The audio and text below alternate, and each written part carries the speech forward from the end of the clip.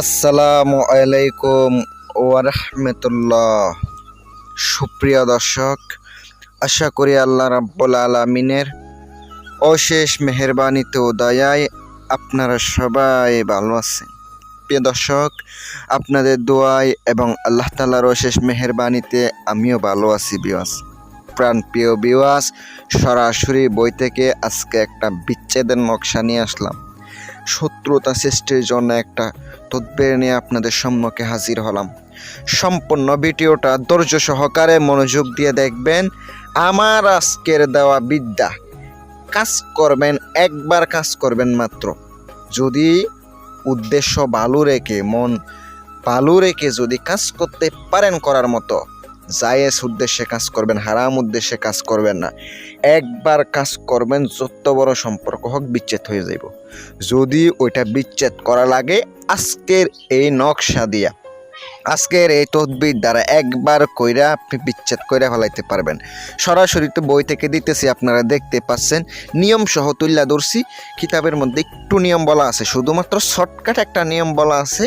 এর বাহিরে অনেক গুপ্ত বেদ আছে, অনেক গুপ্ত নিয়ম আছে। এগুলাইও আমি আপনাদের সামনে তুলে ধরবো। মনোযোগ দিয়া সুন্দর কইরা আপনি ভিডিওটা দেখেন আর মনোযোগ দিয়ে শুনেন। যাদের প্রয়োজনীয় কাজ করার লাগবো তারা আপনারা স্ক্রিনে আমার নাম্বারটা দেওয়া আছে, সরাসরি আপনারা যোগাযোগ করবেন।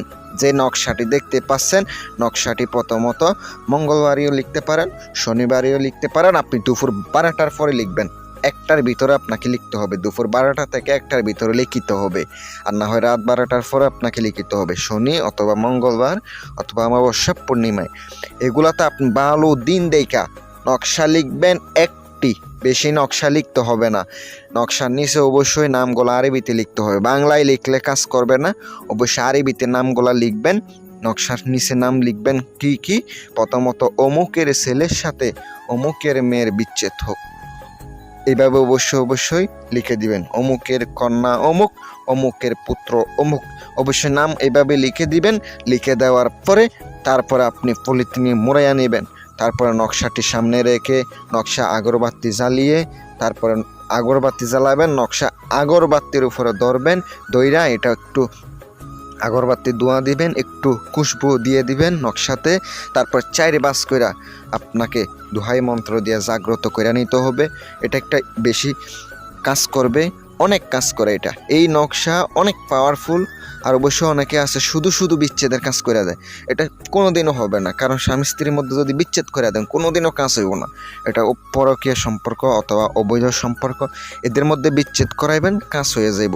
দেখবেন সাথে সাথে কাজ করতেছে। আর আপনারা এটা সুন্দর করে লিখার পরে বাস কইরা মাদুলিতেও বলতে পারেন অথবা পলিথিনে মোড়াইতে পারেন, যেন নষ্ট না হয় নকশাটি। তারপর আপনি 2 কবরের মাঝখানে পুঁতে দিবেন, পুরনো কবরের মাঝখানে পুঁতে দিয়ে আসবেন। রাত 12টার সময় পিছনে তাকাবেন না, অবশ্যই পিছনে না তাকিয়ে সোজা চলে আসবেন। একা অবস্থায় জানেন, যেন কেউ না দেখে এই কাজটি করার সময়। আমার মন থেকে আপনাদেরকে সবাইকে অনুমতি দিলাম, সঠিকভাবে কাজ করুন, অবশ্যই উপকার পাবেন। আসসালামু আলাইকুম ওয়া রাহমাতুল্লাহ।